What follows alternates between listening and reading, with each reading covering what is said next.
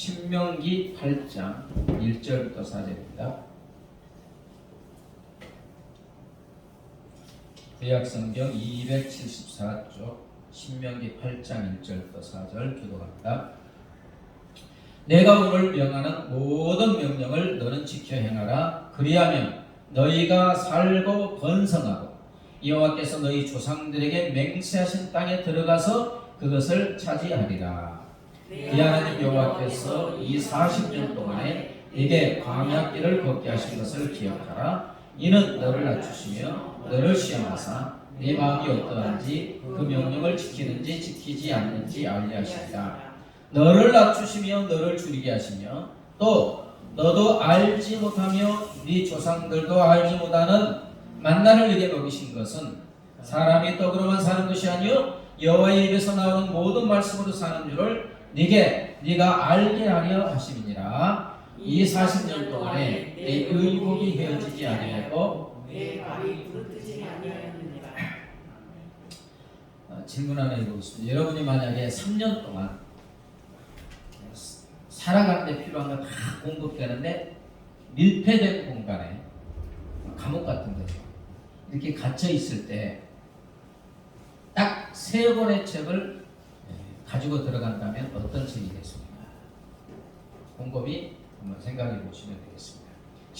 몇 년 전 영국 런던의 한 신문 편집자가 엘리트들, 국회의원, 대학 교수, 사업가, 작가 등 사회각계 주요 인물 100명을 대상으로 만약 당신이 3년간 밀폐된 생활을 한다면 꼭 가지고 갈 3권의 책, 그 다음에 그 3권의 책을 가지고 들어가는 이유가 무엇입니까? 라는 설문조사를 했더니 그 결과 응답자의 98%가, 다시 말하면 98명이 첫 번째 책으로 무엇을 뽑았겠습니까? 답이 나왔죠?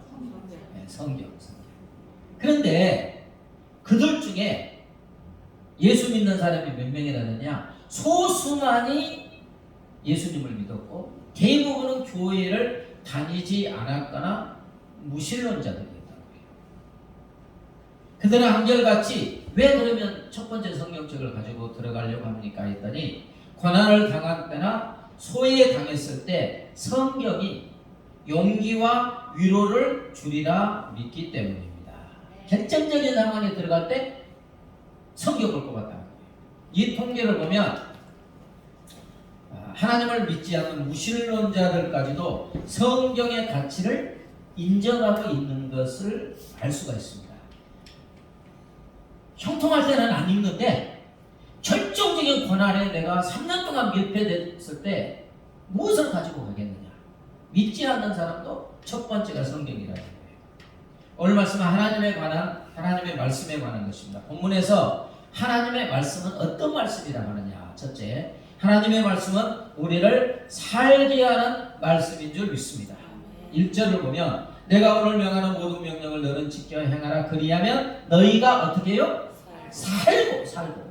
3절 사람이 떡으로만 사는 것이 아니요 여호와의 입에서 나오는 모든 말씀으로 무엇을?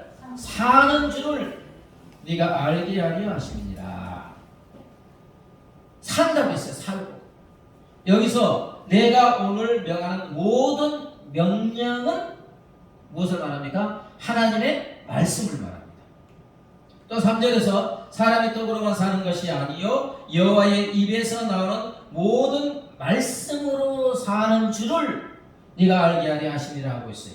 그러니까 우리가 사는 것은 하나님의 입에서 나오는 모든 말씀으로 산다는 거예요. 하나님의 입에서 나오는 모든 말씀으로 궁극적으로 우리가 생존하게 된다는 거예요. 반대로 말하면 하나님의 말씀이 없으면 우리는 살 수 없는 존재다. 살았지만 진정으로 살아있는 삶을 사는 것이 아니다. 이런 말씀이에요.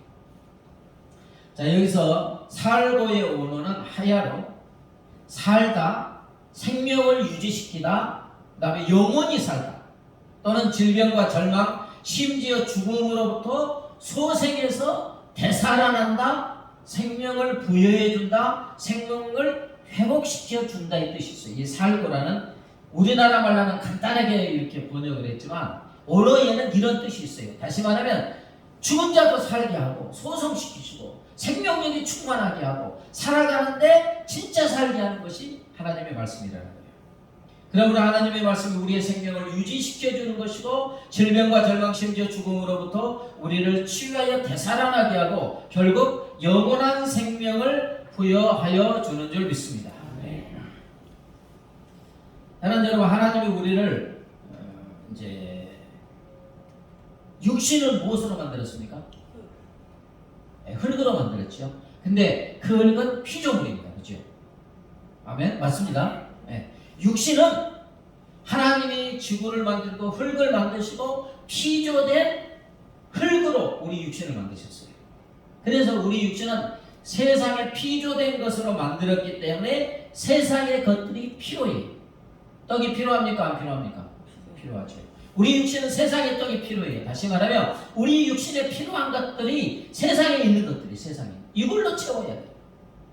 그러나 우리 영혼은 하나님이 직접 하나님의 생명을 불어 넣어주신 줄 믿습니다. 그래서 우리 영혼은 누구의 자리예요? 하나님의 자리예요. 하나님만이 들어올 수 있고, 다시 말하면 하나님의 말씀만이 우리의 영혼에 들어올 수가 있는 거예요.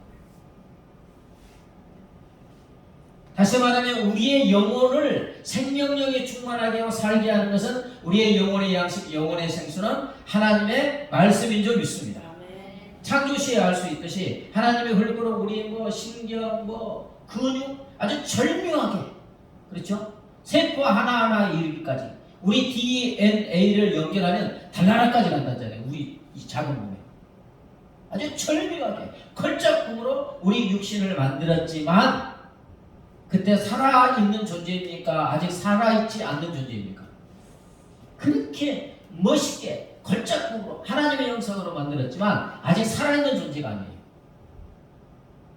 언제 살아있습니까? 하나님의 호흡, 하나님의 생명이 그 흙으로 만든 육신에 불어넣어 주시니까 우리의 영혼이 생겨서 살아있는 존재가 된 줄 믿습니다. 하나님의 호흡을 불어넣으니까 그때 산 영이 되었다. 육신으로 만들어졌을 때는 영혼이 아니고 없어요. 근데 누가 불어넣어요? 하나님의 생명이 쫙 불어넣으니까 우리의 영혼이 생기고 그때 살아있는 존재가 된 것입니다.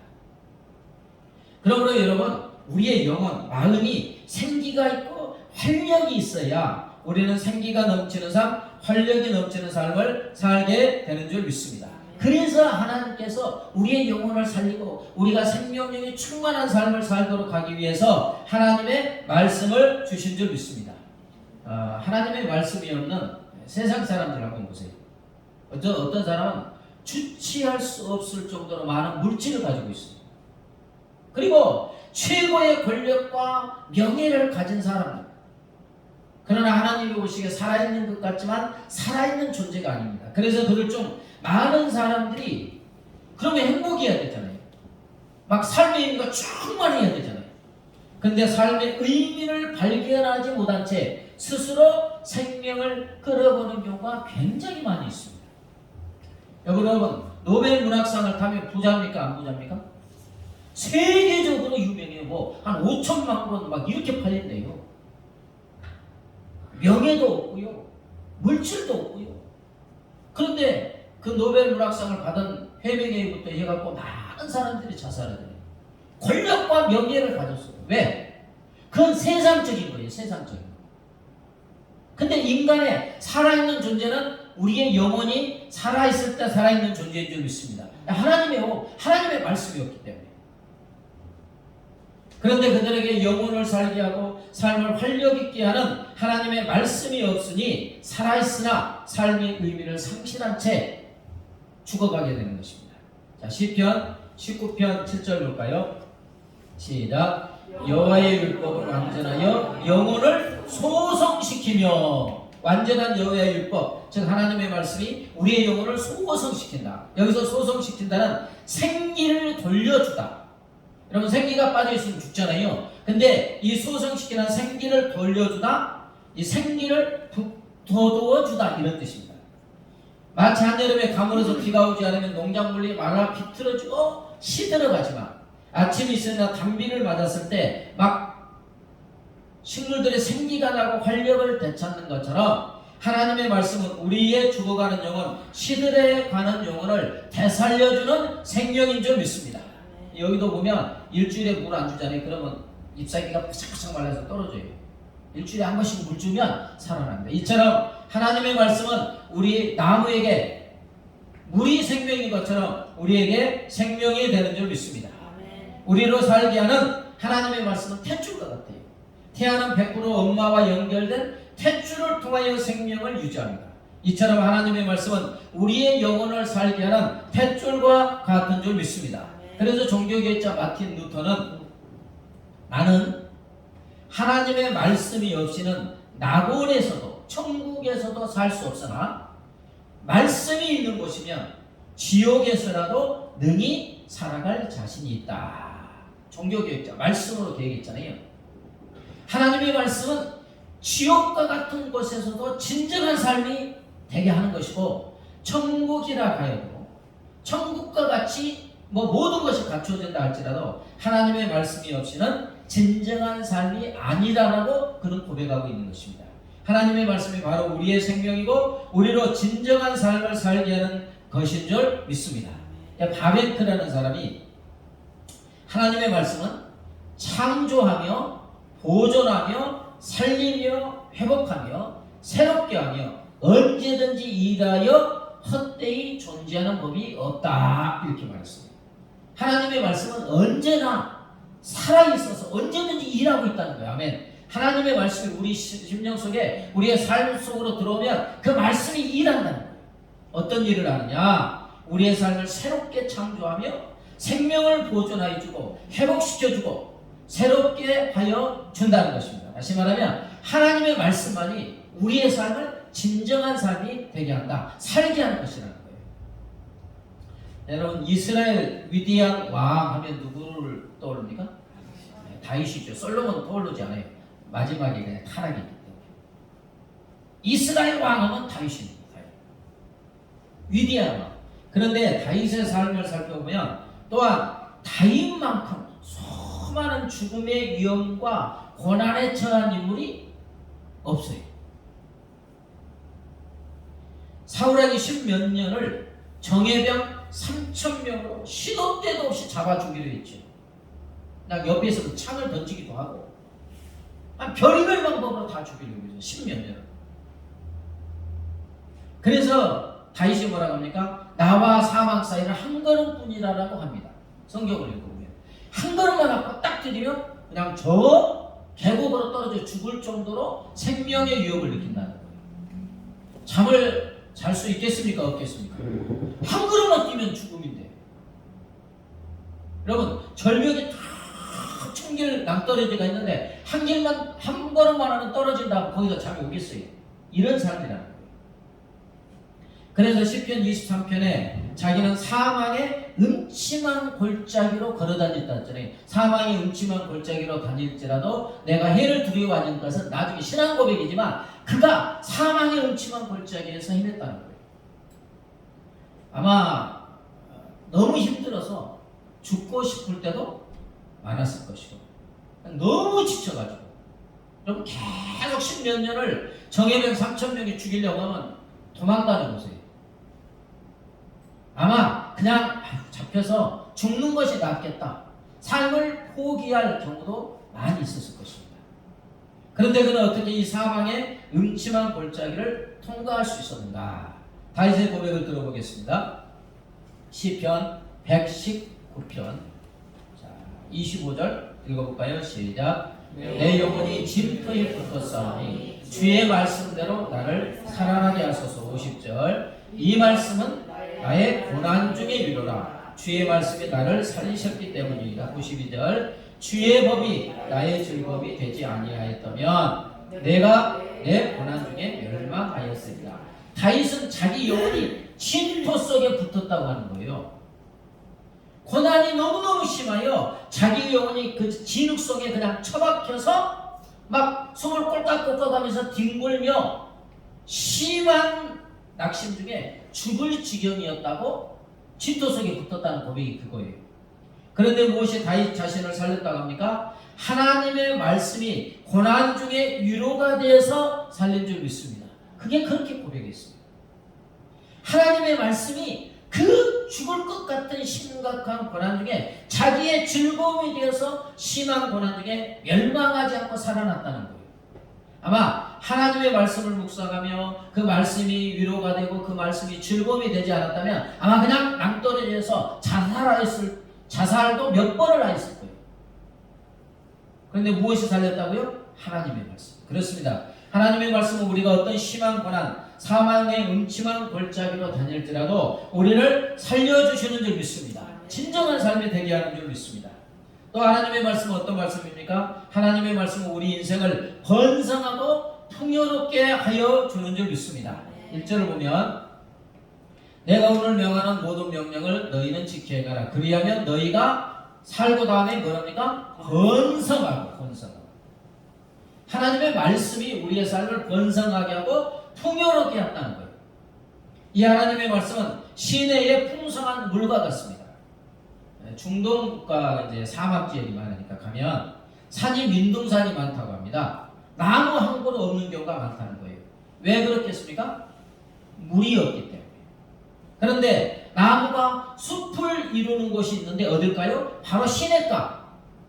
물이 흐르는 시냇가는 나무들이 번성하여 숲을 이루고 있어요. 왜요? 시냇가에는 나무들이 숲을 이루고 있을까? 그 나무들의 뿌리가 어디에 연결되어 있습니까? 시냇물에 연결되어 있기 때문에.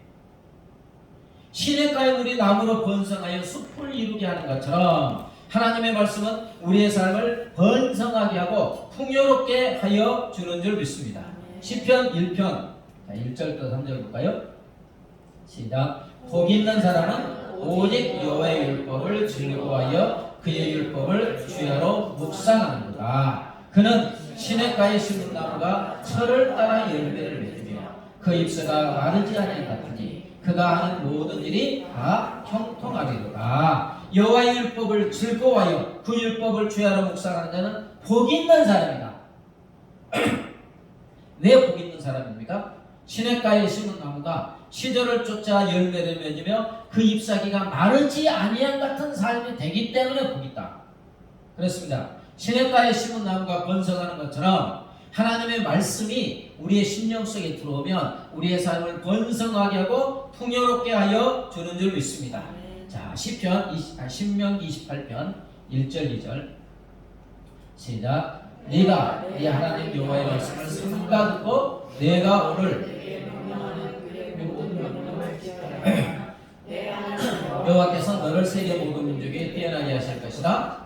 네가 네 하나님 여호와의 말씀을 청종하면 이 모든 복이 네게 임하며 네게 이르리라.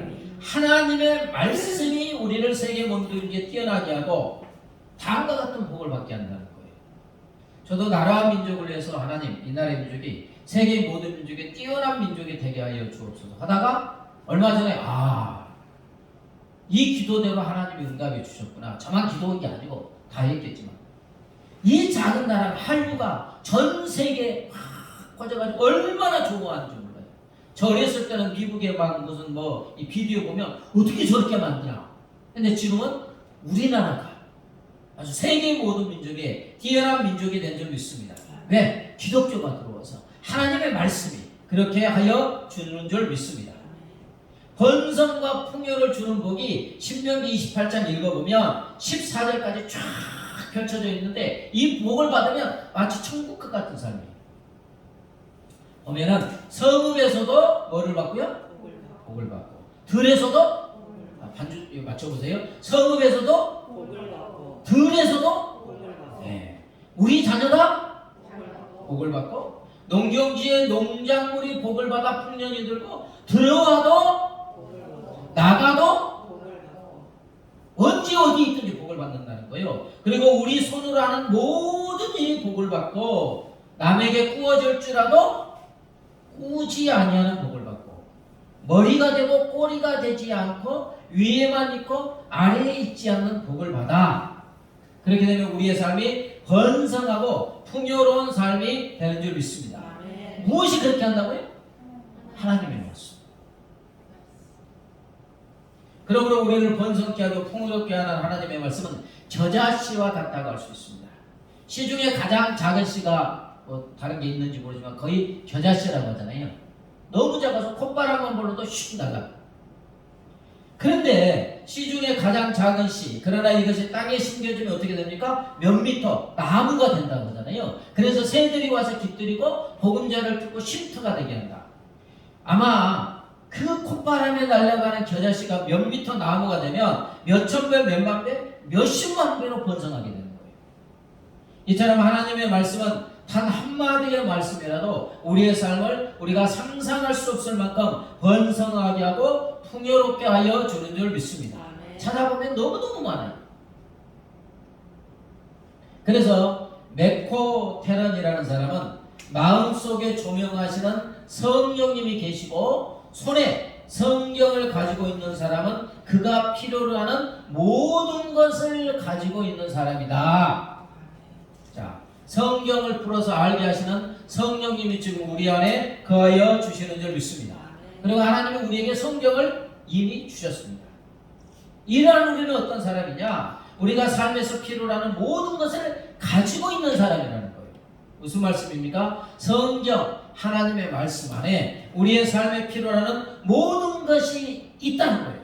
그래서 하나님의 말씀이 우리 삶을 번성하게 하고 풍요롭게 하여 주는 줄 믿습니다. 여러분, 믿음의 조상 누구입니까? 아브라함의 삶은 참 번성하는 삶이었고 풍요로운 삶이었어요. 그러나 그는 75세까지 자녀가 있었습니까? 없었습니까? 없었어요. 아버지가 우상장사했다고. 그런데 이런 아브라함이 결국 자녀가 번성하여 큰 민족을 이루었고 그의 삶은 모든 사람이 인정하는 번성과 풍요로운 사람이 됐습니다. 어떻게 해요? 하나님의 말씀이 그를 번성하고 풍요롭게 하여 준 줄 믿습니다. 창세기 12장 1절 2절. 자, 읽겠습니다. 시작. 여호와께서 아브라함에게 이르시되 너는 너의 고향과 친척과 아버지의 집을 떠나 내가 네게 보여줄 땅으로 가라. 내가 너를 큰 민족을 이루고 네게 복을 주어 네 이름을 창대케 하리니 너는 복이 될지라. 자, 여호와께서 아브라함에게 뭐라고요? 이르시되. 여호와께서 아브라함에게 말씀하시되. 하나님의 말씀이 아브라함에게 주어졌고 물론 아브라함은 이제 순종했죠. 그러나 결론적으로 말하면 하나님의 말씀이 아브라함에게 주어졌고 그 말씀이, 그 약속의 말씀이 아브라함을 번성하고 풍요롭게 하여 준 줄 믿습니다. 하나님의 말씀이 아브라함에게 주어지지 않았다면 그냥 이름도 없는 인생 끝났을 거예요. 근데 하나님의 말씀이 주어졌어요. 물론 거기에는 하나님의 소명이 있고 부르심이 있지만 궁극적으로 누가 무엇이 주어졌다고요? 하나님의 말씀이 왔잖아요. 우리가 뭐 잘 아는 몇 번이나 들었던 이야기겠지만 미국의 16대 대통령 아브라함 링컨과 동시대에 살았던 백화점 왕 누굽니까? 존 워너메이커.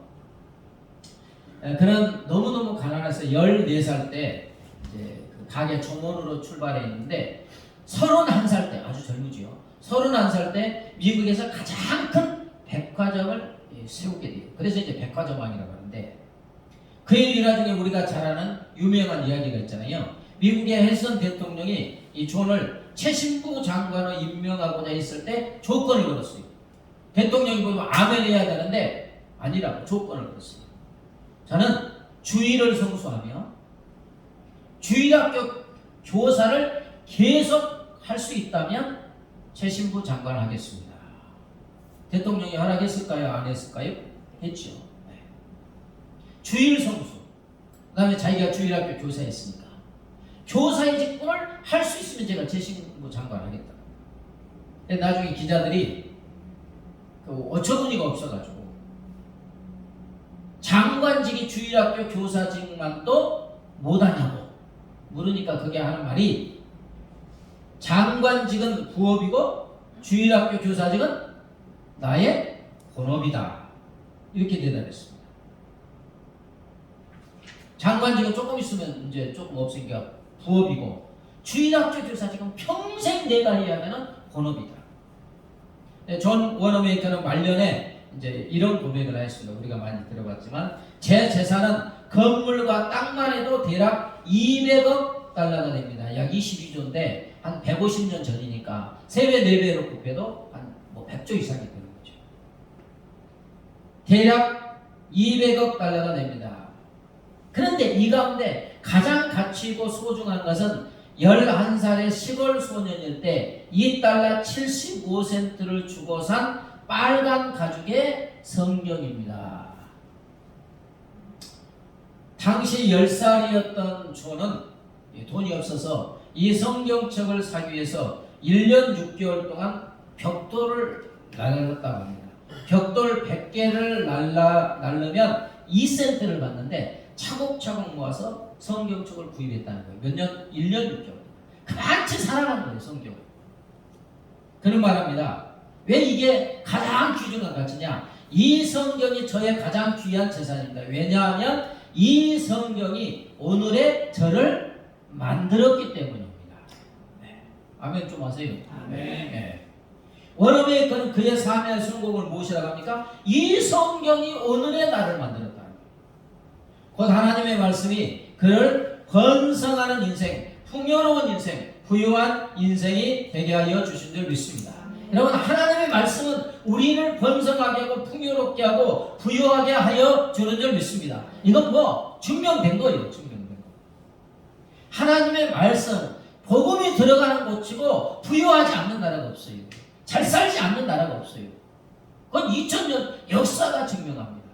뭐 다른 데 갈 필요도 없어요. 우리나라가 증명하고 있는 줄 믿습니다. 그 가난했던 나라, 전쟁으로 폐해가 되었던 나라, 잿더미가 되었던 나라, 가장 가난했던 나라가 이제는 주는 나라가 되었잖아요. 선진국이 되었잖아요. 하나님의 말씀이 우리를 번성하고 풍요롭게 하여 주는 줄 믿습니다. 또 하나님의 말씀은 어떤 말씀이라고 하느냐? 하나님의 말씀은 우리로 하나님의 기적으로 살게 하여 주는 줄 믿습니다. 자, 3절 보겠습니다. 3절 4절 한번 읽어볼까요? 시작. 너를 낮추며 너를 줄이게 하시며 또 너도 알지 못하며 내 조상들과 알지 못하던 만나를 내버리신 것은 사람이 떡으로만 사는 것이 아니요 여호와의 입에서 나오는 모든 말씀으로 사는 줄을 네가 알게 하려 하십니다. 4절. 이 40년 동안에 내 발이 부르트지 아니하느니라. 자, 하나님이 40년 동안 이스라엘에게 하늘의 만나를 먹이시고 애굽에서 입고 나온 옷이 헤어지지 아니하고 신발이 낡아지지 않고 발이 부르트지 않게 하였다. 이렇게 말씀하세요. 근데 어디에서 그렇게 했습니까? 광야에서 그랬어요. 광야. 자, 여러분, 광야는 어떤 곳입니까? 사람이 살 수 없는 것, 생존 확률 제로인 것입니다. 물론 하루 동안은 살 수 있어요. 근데 거기서 광야에서 뭐 한 달, 두 달, 1년 그러면 다 죽어요. 왜냐하면 어디를 보아도 먹을 것이 있습니까? 없습니까? 성지 순례 가보면 먹을 거 하나도 없어요. 사막은 아니지만 막 돌 있잖아요. 구석구석 이렇게 떨어지는 거 먼지만 달라. 아무것도 없어요. 마실 물이 있습니까? 하나도 없어요. 밤에는 막는 게 없잖아요. 영도에 가까운 추위. 엊그제 여자 목사님이 갔다 왔다는데 저는 밤에는 안 가봤는데 밤에 시베리아처럼 춥대요.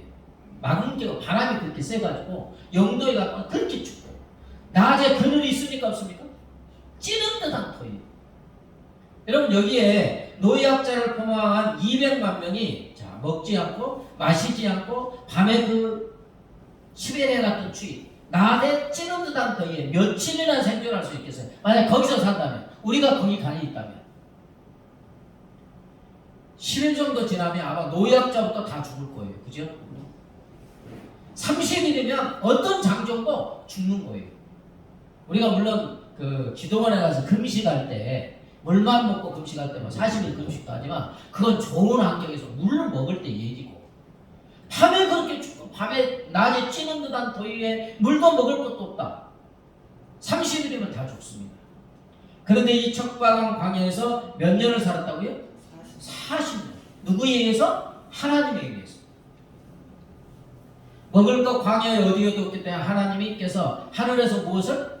만나를 빛처럼 40년 동안 내리셨고, 200만 명이 하루에 1kg를 먹는다 해도 200만 킬로 하루에 2,000톤 식량이 필요한 거예요.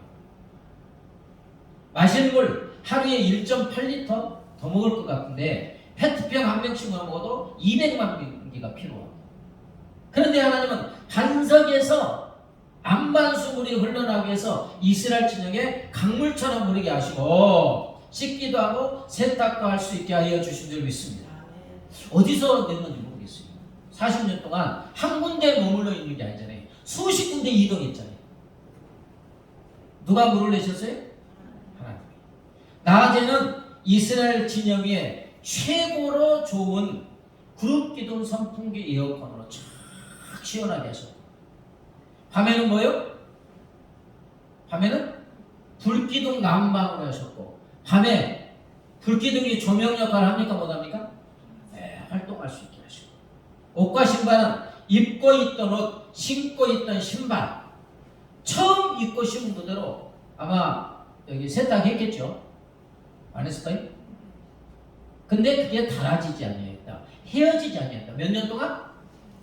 이게 어떻게 가능해요? 그 뭐 다른데 옷 구할 수 없잖아요. 광야에서. 40년 동안 입고 있던 옷 뭐 조금 더 가까워갔겠지. 근데 헤어지지 않는 거예요. 계속 입고 새 것처럼. 뭐 지루하기는 좀 하겠지만 어쨌든 새 것처럼 신발이 떨어지지 않고 발이 부르트지 않게. 자, 어떻게 하나님은 이 기적을 행했습니까? 하나님의 말씀으로 그렇게 하신 줄 믿습니다. 창세기 1장에 천지창조도 하나님의 말씀으로 했죠. 빛이 있으라 하시매 빛이 있어. 만나야 이스라엘 진영에 내리라. 하나님이 말씀하시매 하늘에서 만나가 빛처럼 이스라엘 진영에 내려준 줄 믿습니다. 구름 기둥아 이스라엘 진영 위에 머물러라. 불기둥 하니까 밤에 쫙 되고, 반석아 물을 내라 하나님이 말씀하셨겠죠. 하니까 강물처럼 입은 옷 신발 항상 새 것처럼 유지하라. 무슨 뜻입니까? 생존 확률 제로인 광야에서 이스라엘 200만 명이 어떤 수고도 없이 필요한 모든 것을 공급받아 40년간 살 수 있다는 것은 하나님의 말씀에 의해서 그렇게 된 줄 믿습니다. 이것을 통해 하나님의 말씀은 기적을 일으키고, 하나님의 말씀에 의해서 우리는 기적으로 살게 되는 것을 말씀하고 계시는 줄 믿습니다. 여러분, 일상이 은혜라고 지금 하잖아요. 코로나19 때문에. 가만히 보면 제일 중요한 일상에서 우리가 항상 접하는 것은 하나님의 말씀에 의해서 우리에게 은혜로 주어지고 있는 줄 믿습니다. 그 중에 하나만 잊어도요, 우리가 일상에서 항상 가지고 있는 거 하나만 없어도 또 죽을 것 같아요. 제가 다리 여기 이게 지팡이 짚고 다녀보니까 걸어 다닐 수 있는 게 진짜 큰 은혜인 거예요. 아멘? 아멘. 근데 우리가 달라고 한 거 아니잖아요. 하나님께서 이미 말씀으로 그렇게 하여 주신 줄 믿습니다. 아멘. 요한복음 2장에 보면 예수님이 최초로 행한 기적이 혼인잔치집에서 물을 뭐로 만들었어요? 포도주로 만들었어요.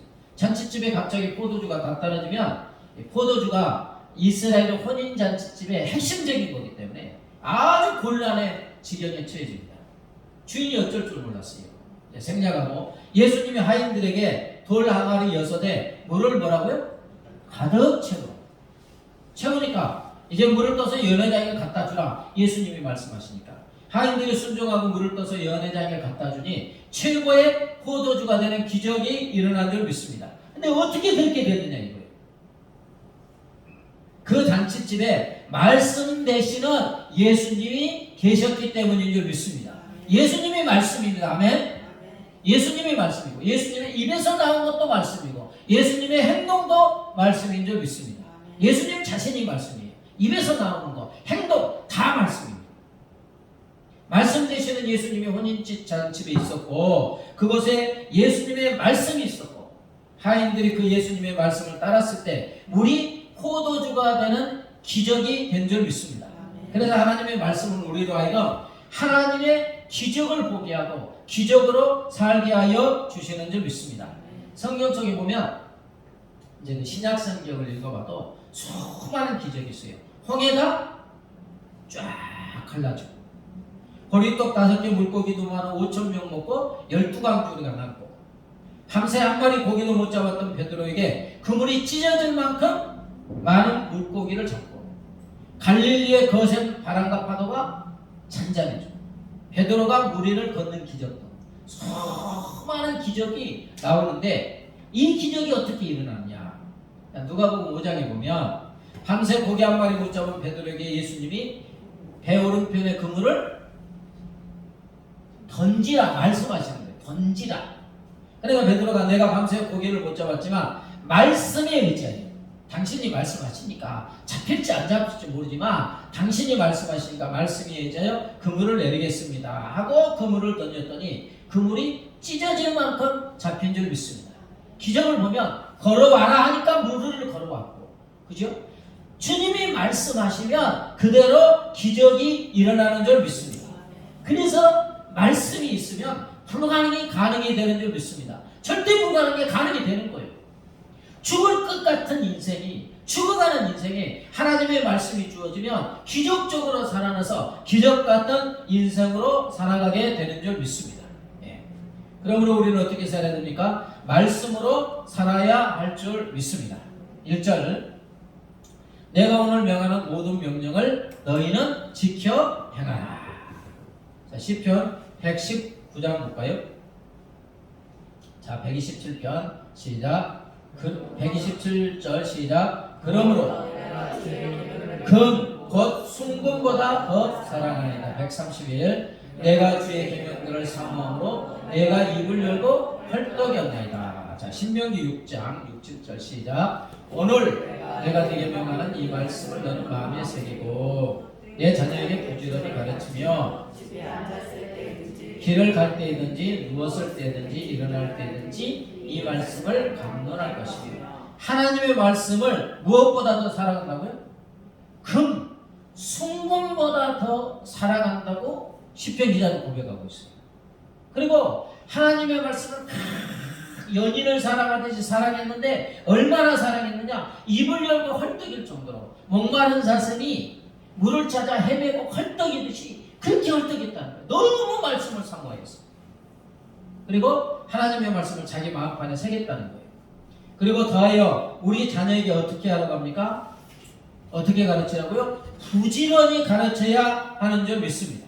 부지런히 가르치는데 구체적으로 말하면 집에 앉았을 때도 가르치고 길을 같이 갈 때도 가르치고 집에서 잠을 자려고 누웠을 때도 말씀을 가르치고 아침에 일어나자마자 즉시 말씀을 가르치라고 하여 주는 줄 믿습니다. 왜? 하나님의 말씀이 하나님의 말씀만이 우리의 삶을 진정한 삶이 되게 하고 우리의 영혼을 살리고 우리의 삶을 번성하게 하고 풍요롭게 하고 기적으로 살게 하여 주기 때문에 이 말씀을 사모하고 사랑하고 가르쳐라고 말씀하고 계시는 줄 믿습니다.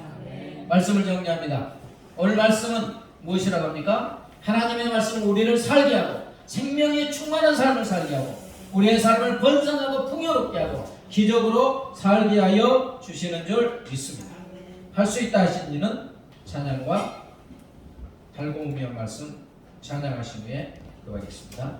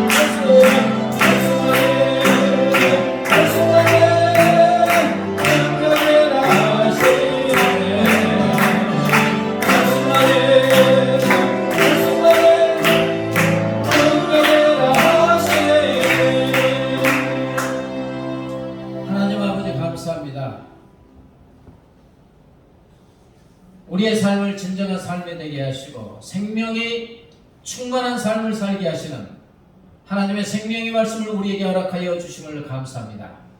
우리의 삶을 번성하게 하고 풍요롭게 하는 하나님의 말씀을 허락하여 주심을 감사합니다. 죽을 것 같은 우리의 생명을 살리는 기적의 삶을 살게 하는 하나님의 말씀을 우리의 손에 쥐어 주었음에 감사합니다. 하나님, 그러므로 하나님의 말씀을 주야로 묵상하며 말씀을 금순금보다 더 사랑하게 하여 주시옵소서. 사슴이 신의 물을 찾아 헐떡이듯이 하나님의 말씀을 사모하는 우리 모두가 되게 하여 주시옵소서. 우리 손에 쥐어주신 하나님의 말씀을 읽게 하시고 듣게 하시고 주야로 묵상하게 하시고 이 말씀을 우리의 마음판에 새기게 하여 주시옵소서. 더하여 이 말씀을 믿고 말씀을 선포함으로 우리의 영혼이 살고 우리의 삶이 풍요롭고 번성하며 기적으로 살며 하나님께 영광 돌리는 우리 모두의 삶이 되게 하여 주시옵소서. 감사하며 예수님의 이름으로 기도드리옵나이다. 아멘.